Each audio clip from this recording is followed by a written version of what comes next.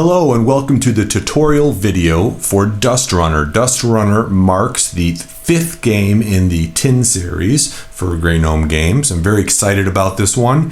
It kind of combines a lot of mechanics and elements from some of my other games, and I think it does some new things that people are going to be quite excited about. So let's take a look. First, we have the game mat here. This will be part of the crowd sale as well. Obviously, during the crowd sale, you're going to get it for the best price possible. It is a nice neoprene mat. It is not necessary for gameplay, but as you can see, it does help keep things organized for play. Let's take a look what's inside this tin. So the first part of this video, we're going to do a little quick unboxing and setup, and then we're going to actually play a couple of turns of the game to show you some of the mechanics. So inside the tin, you're going to have a bunch of components. We're just going to dump them out because we're crazy people.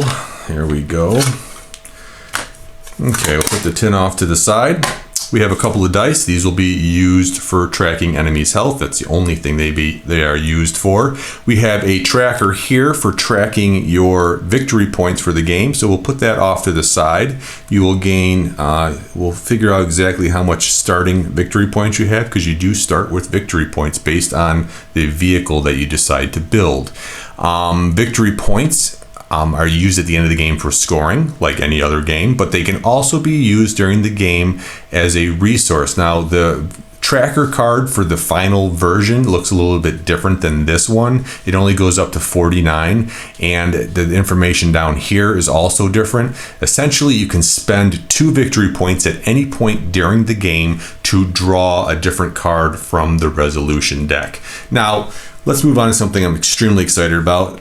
We have minis in this game. I love these little wasteland vehicles that they have at the Game Crafter. I wanted to include them. I didn't mention them until I was certain I was able to add them to the game, and I was able to. They fit perfectly in the tin. That was what my concern was. So the next thing we're going to do is construct our road cards here. We'll find the cards that have an F on it. That's your finish. And we'll find the cards that have the R and the S. Those are the starting cards. So we'll put that one there. And then we will shuffle these other 3 cards. Doesn't really matter what order they're in. And we will place these out. This gives, every time you play the game, a little bit of randomness to the course. It changes the road layout a little bit.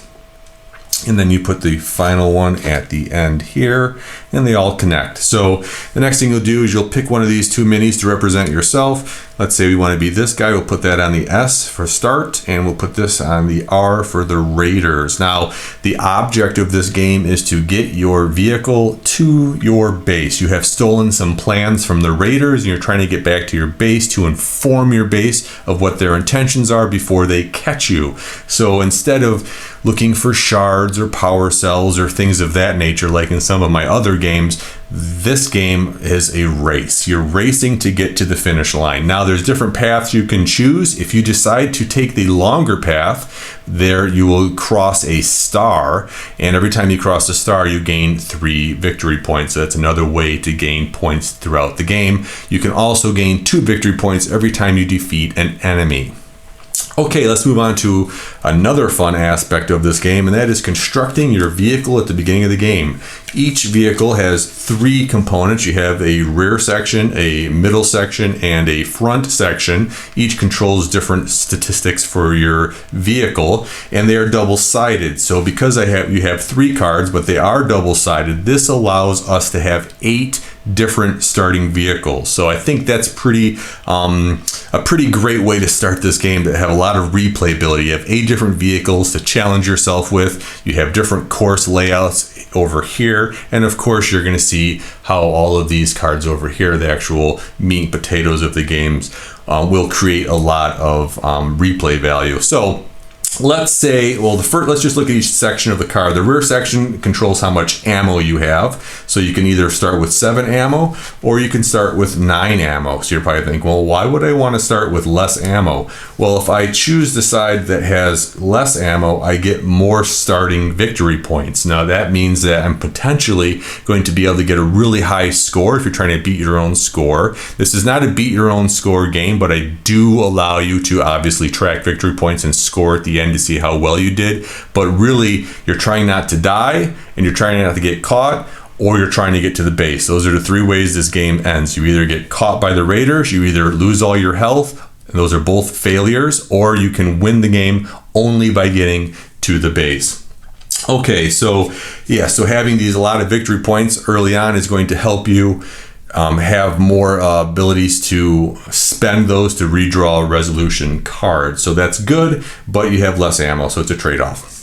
The middle section controls how much base damage your vehicle does, plus your fuel capacity. So it can either do 1 damage and have 4 fuel, or it can do 2 damage and have 3 fuel. Being able to do 2 damage is pretty powerful, and if you've played any of my other games, you know that if you spend energy or ammo, you're typically, that's telling you how many dice that you can roll, or it basically it controls that aspect of the game. But you always were able to do 1 damage without spending any ammo or energy. Well, in Dustrunner, this is the number that you can do without spending any ammo, because this game uses ammo. So you can always just do 2 damage and not spend any ammo. Or if you picked this one, you only get to do 1 damage, but you get more fuel capacity. So let's just say we're going to go with this one. And then finally, the front portion of the vehicle tells you how much health your vehicle has. So you can either have 12 health and a little bit less victory points, or you can have 10 health and more victory points. So let's just go with the more health for this one here. So this would be our starting vehicle. We take these 3 tracker cubes and we put them on our starting positions. You start with maximum and all. You can never go past this number, so you can never have 13 or 14 health. You can only have 12. Like I said, you ever run out of health, you're dead. Game over. If these guys catch you, game's over. Okay, so that is the meat and potatoes of getting the game set up. We're going to go into these decks really quickly, but first we're going to set our starting victory points. So we just add up the stars here. So we have 4 plus 3 is 7 plus 2 is 9. So we get a 1s play, a 0 there, and a 9 there. So we have 9 victory points that we hopefully don't have to spend, but likely something's going to happen that's going to make us do that. Okay, next up, we're not done building our vehicle yet. We have modification cards. These are kind of like item cards or trapping cards in some of my other games. So there's 8 different ones. You'll shuffle this deck. You will draw 1 at random. We got the shields. The shields subtract 1 damage from all raider attacks. If a raider ever draws a resolution card with an attack value of 3, your shields are destroyed. So this is a really nice card to have. You're going to deflect off some damage, but if they ever get you with a big hit, you're going to lose your shields. So that's random. You're starting one of your 2, because you're going to have 2, is random. So you just draw 1 at random, and then you get to look at the remaining 7 cards and decide which card you'd also like to add to your starting vehicle. In this way, there's a little bit of randomness, but you also have some control. Let's just say I'm going to go with the Nitro Boost. Nitro Boost is a one-time use. I can discard it to move 2 spaces, but I lose 2 health. I can do that whenever I want to do that.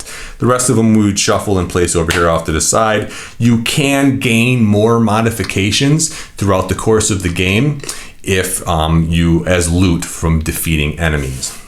So next we have this here, the resolution deck. Now I've been sharing pictures about this and discussing it on social media, but this is something that's quite a bit different than what you've seen in any of my other games, and I'm pretty excited about it. It's a multifunction deck that is going to be, you're going to be pulling cards from here or drawing cards from here for all sorts of reasons. So let's take a look at one side to get an idea of how many different things this card can do or is used for. Whenever you get into a combat, the enemy is going to, let's just find an enemy card. So help me describe this a little better. There we go. There's some raiders. So whenever you happen to have to resolve an enemy card in your exploration deck, you're going to have 2 dice here to set your health. So if this raider was encountered as the first card, you would have 1 health. If it was resolved as the second card, it's going to have 2 health. So just like in Iron Helm or some of my more recent games, fighting enemies as the second card is always worse. They're always going to have more health, and that creates a lot of tension when you're playing the game, because you might draw a raider as the first card and you're going to think, well, I don't want to get in a fight, I'm going to skip it. But then what's going to be in the back of your mind is that second card might be a raider, and now you're going to have to get in a fight that's even more difficult. So that's how that is handled. So basically what this resolution card is going to do is when you say you get into a fight, you're going to draw a card from the resolution deck, and it's going to tell you two things right off the bat: how much health the enemy is going to get to have extra, and who attacks first. So one dice will set at this amount. So we're just going to say that we drew 2 cards, and this is the first card we revealed, and we're going to resolve it. So we would set 1 dice to 1, so we have 1 health there, and this dice here, this icon here would tell us we set the other dice to 3. So there's a big range from 1 to 6 on these dice, so you could be fighting a 1 with a 6, which would be 7, which would not be quite a bit of health, but we got a pretty weak foe here, and we'll get more into the combat mechanics when we do the playthrough section, but I really wanted you to see how this works. So this will tell us health for the enemy. It also tells us who attacks first. This skull punk rocker is obviously the bad guy, raiders, and or there's also another monster here called the spy bot. If it is the astronaut looking guy right here, helmeted guy, that means you get to attack first. Okay. So we will, like I said, we're going to go through maybe an entire round of the game so you can see all different sorts of all the mechanics in play. But like I said, I just want you to understand how the resolution deck works. You're going to be drawing on it to see initial health and who goes first. When you're attacking, you're going to spend ammo. Instead of rolling dice equal to the amount of ammo you spent like you did in Desolate, you're just going to simply draw cards from here. So if I spend 3 ammo, I get to reveal 3 cards, and I add up all the skulls in the upper right hand corner. So in this case, I got 3 and 2 and 0 for a total of 5 skulls. So I do 5 damage to the raider plus the 1 innate damage, passive damage that I always do on top of whatever else I pull here. So I did a total of 6 damage, so I would have wiped him out. I likely wouldn't have spent 3 ammo in this scenario, but just gives you an idea of how that works. Now, let's say that I didn't kill him, and now it's his turn to fight me. He is going to draw a card equal to this little icon here. Almost all the raiders only draw 1. There is one exception to that. We'll see that later. There's one raider that's a little tougher than the rest, and he only draws 2 if he's the second card. But how that works is very simple. It's his turn to attack. So we didn't kill him. He attacks us. We draw a card for that. Bam, he does 1 damage to us, but we have our shield, so we would block all of that damage. Now, if you would have drawn a card that had 3 skulls on it, he would have broken our shield. So if you would have drawn this card when he was attacking us, he would have done all 3 damage because he would have broken our shield. Now, let's take a look at other portions of this card. This icon here of an arrow or triangle tells us how far the raiders move. Now, the raiders will be moved in a few different ways, but whenever you complete a combat, they will move this number. So in some cases, it'll be 0, and you'll have a big sigh of relief, but they can move up to 2 spaces, which is terrifying. This also tells us how much what loot we get. So once we defeat the enemy, we will draw 1 final card once he's defeated. So let's say he's dead, and say this is the card that we drew. This would tell us how far the enemies would advance. So in this case, they wouldn't move at all. And this would tell us the loot that we get. Now in the instructions, there's a nice icon list that tells you what each icon means, but this is ammunition, so we would get ammunition. But you're probably wondering, what is this moon icon for? Well, there's 2 different types of moon icons. There's a full moon and a crescent moon. If they match the moon icon on the enemy that you defeated, you also additionally get the loot reward that they are carrying. So in this scenario, this would be an awesome card for us to pull because the raiders wouldn't have advanced at the end of combat, and we would have matched the moon, so we would have gotten both of these rewards or loots. So we would have gained 2 ammo, which would have been awesome. So that's that. Now I will mention, if we would have fought in the Raider as the second card, so we revealed the first card, skipped on it for whatever reason, and we fought him as the second card, you automatically get both rewards. The moons don't even come into play. The moons are only if it's the first card that you're resolving. So that, I think, gives you a pretty good indication as to how this resolution deck works. Really quickly, I'd like to go through all the cards in the exploration deck, and then we will do an actual round of play to give you a little taste of how the game works. So we have cards in here like the outpost, the gas station, and the ambulance. These cards here have text on them, and they give you an option. This one, they all allow you to spend 1 fuel to move 1 space, so that's always an option on these 3 cards, or you can gain a resource. In this case, the outpost gives you 2 ammo, the gas station gives you 2 fuel, and the ambulance will give you 3 health. And we'll go over all the enemies at the end here in a second. I'd like to go through some of these other cards. Okay, so look at that guy last. We have 2 cards here. Let's move these out of the way. We have the Craigs and the Clear Path. These are just movement cards. These are the ones you're really trying to find in this deck. These are kind of the engineering cards, if you will, if you ever played Desolate. And what these allow you to do is you may spend 1 to move 1 space. Not very good, but there is a modification that allows you to, in the Craigs, allows you to move 2 spaces for the cost of 1 fuel. And the Clear Path is the big jewel gem, best card you can get. It allows you to spend 1 fuel to move 2 spaces. So you're always trying to move. You're always trying to get away and trying to get to your goal at the end of the game. Now you have those 2. You also have the farm, which is gain 1 health, 1 ammo, and 1 fuel. So you gain a little bit of everything, but the Raiders advance 1 space. So sometimes if that's drawn first, you might even want to skip that if the Raiders are really close to you, and that'll be painful because you will lose resources. And here's our buddy, the Dustworm. We need to have a little discussion about him. He's not very nice. When he appears, you lose 3 health and advance the Raiders 1 space. So he's the opposite of a good card to draw. He is a terrible card to draw. And what makes him the worst is must play this card. What does that mean? That means if you have 2 cards, you draw 2 cards from the pile. If it's the first card you draw, you can't skip it. You have to play the Dustworm. If you skip another card, obviously, and it's the second card, you always have to play the second card. But the Dustworm's the first card I've ever utilized in any of my games that you have to play, even if it's the first card, and he's a jerk, and you're not gonna like him.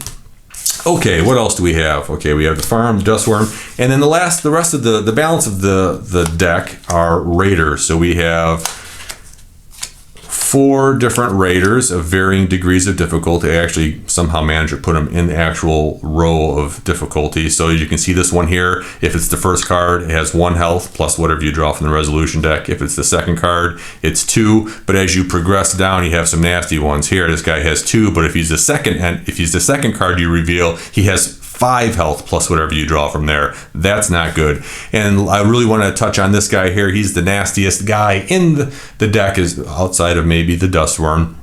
But he could really do some serious damage, because if you draw him as the second card, not only does he get 6 health plus whatever you draw from the resolution deck, he also attacks twice, meaning he draws 2 cards from the resolution deck. That is not nice. His potential bonus loot is a wild, meaning you can get anything you want, whether it's 1 ammo, 1 fuel, 1 health, or even a card from the resolution deck. And the last card we'll go over very quickly is the Spybot. Spybot works just like the Raiders. You have to figure out its health and whatnot, and it has the moon symbol and extra loot. But what it does, instead of doing damage to your health, it actually advances the Raider. So every time he gets a chance to attack, he draws from the resolution deck, and the Raiders will advance this amount. Not very fun. So let's set this up, and we'll get a quick little round of play in, and hopefully that will get you guys ready to play. Okay, we're ready to play a quick round of the game, and I didn't change anything here. I decided we'll just keep the same vehicle with the same modifications. I just reshuffled the resolution deck and the exploration deck, and nothing else changed, so we're ready to go. So just like in most of my games, we're going to draw 2 cards. I usually just draw one, put it face down, and just flip over the next. So we started off with the outpost. So I get a choice here. Do I want to spend 1 fuel and move 1 space, or do I want to gain 2 ammo? Well, I already have max ammo, so I'm gonna want to make some distance between me and the raiders. So I will resolve this card, and I will spend 1 fuel, and I will move 1 space. Now the 1 for 1 fuel for 1 space is not the best, but it is the most typical way that you're going to be moving: 1 fuel, 1 space, unless you get the clear path or you have the modification that allows the Craigs to work better in your favor. So we don't get to see the second card. That's sort of the disadvantage of resolving the first card. So we don't know what that second card is. Now that could be a very bad card, or it could be a very good card, and we might trick ourselves into thinking it's still here. And just like my other games, the more you familiarize yourself with these 12 cards, you'll be able to sort of understand what's left in the deck, and you'll get better at the game as you play it more. We'll keep that one face down, reveal the next, and we got the Dustworm, my friend. We just discussed him. This means I don't have an opportunity to pass on him. I have to deal with him. And the Dustworm tells us that we lose 3 health. That's a really crappy way to start things off. And the raiders get to move 1 space. So we already lost that little advantage, that little space, a little bit of separation that we gave. And we don't get to see the second card here. So again, I don't know what we're not getting a chance to see. Okay. Let's keep going here. Reveal. Ooh, clear path. So now we got a good card. I'm definitely going to do this one. I'm going to spend 1 fuel, and I'm going to move 2 spaces. I am going to go the safe route, 1, 2. If I were to go this longer route, I gain 3 additional victory points for every star I cross, but the path is longer. So that's another way to gain victory points in the game. I think I mentioned earlier, you can gain 2 victory points every time you defeat an enemy. Since we resolved the first card, again, we don't get to see the second card. I would like to find the ambulance to get my health back, but we'll see if that happens. So we'll keep that card face down. We will reveal some raiders. Now here comes that situation. This is the first raiders or first enemy we have seen. We've already gone through 6 cards. We didn't get to see a couple of them, but there's a strong likelihood that we have another enemy here. So do I fight this raider here and it'll have less health? Or do I pass on it and take on the next one? Well, I'm gonna, for the sake of a tutorial video here, I'm going to skip this raider. So I'll discard it and I will resolve whatever this is. Oh, it's a raider. So it's going to be the worst form of this raider. So instead of 2 health, he has 5 health because he was the second card. We will pull from the resolution deck. We got lucky. He only has 1 extra health and we get to go first. So he has 6 health. I get to add 1 to my attack. How much do I want to spend? Well, I'm going to play it safe here. I can spend up to 4, but I'm only going to spend 3. 1, 2, 3. I have very little ammo. Whew, this is going to be tough. I'm really going to have to manage that ammo very well. In fact, I might just spend 2 ammo here. I'm going to spend 2 ammo and hope I draw some good cards because we already saw 1 blank damage card, so maybe we'll get lucky here. Okay, we get 1. That's not good.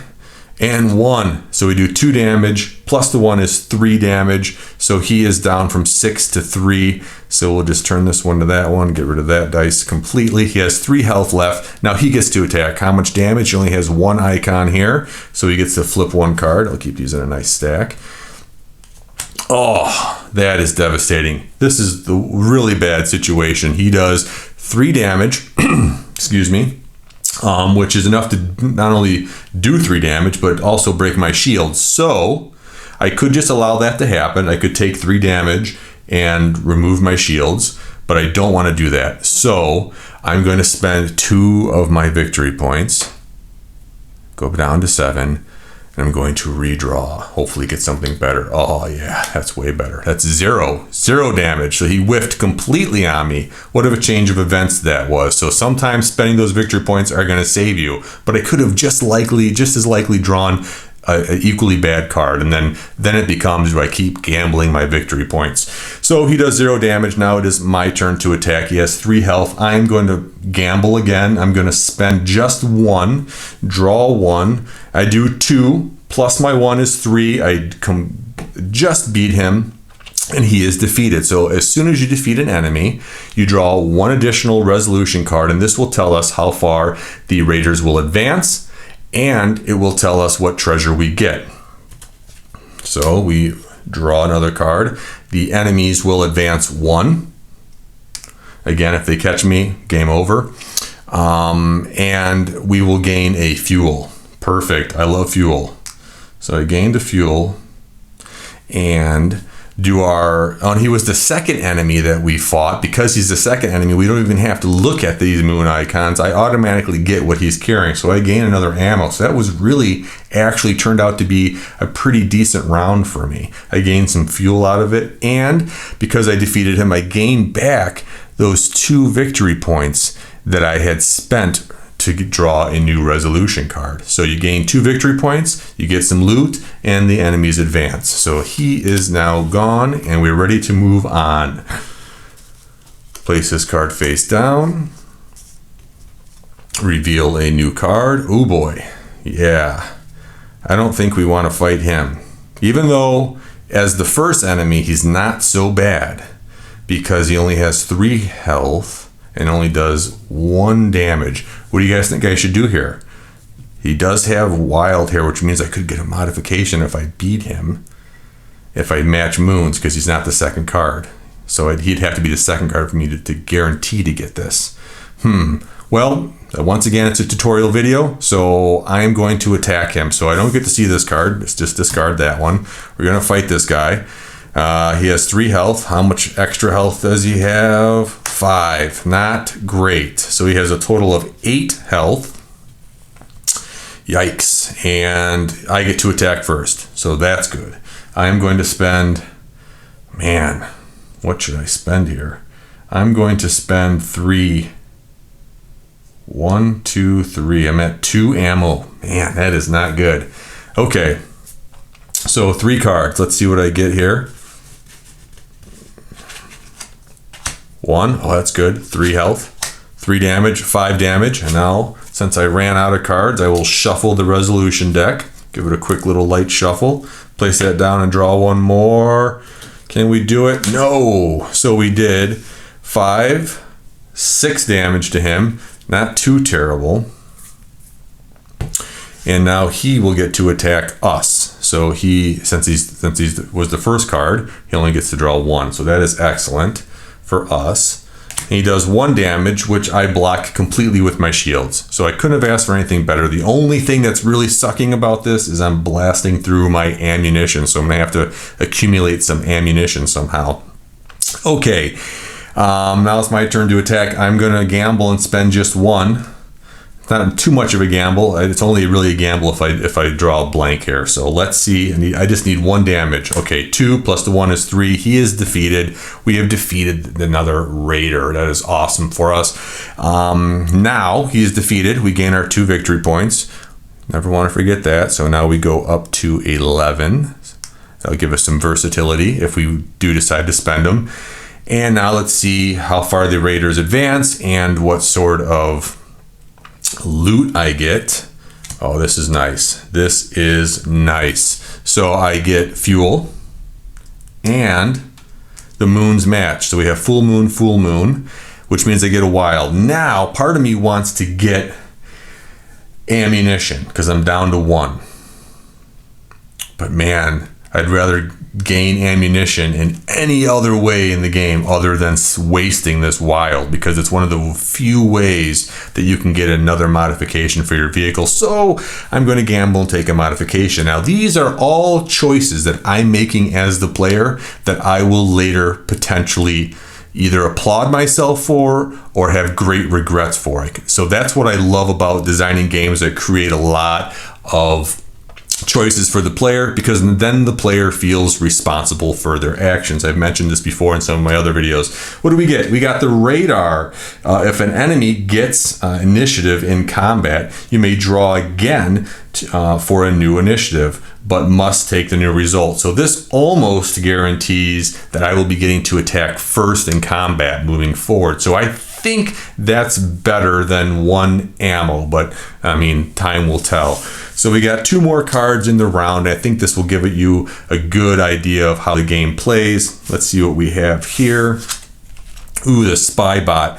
I could fight him to show you how that works, but essentially all that happens is, instead of doing damage every time he draws a card, when he draws a card, you're simply seeing how far the raiders move. So if the spy bot gets to attack me, he doesn't look at the skulls and do damage to my health. Instead, he simply gives information to the raiders, and they get to helps them find us quicker, so they get to move. So sometimes they can move up to 2 spaces, which is super terrifying. But I'm going to skip him, and I'm going to resolve the second card. Let's see what we got.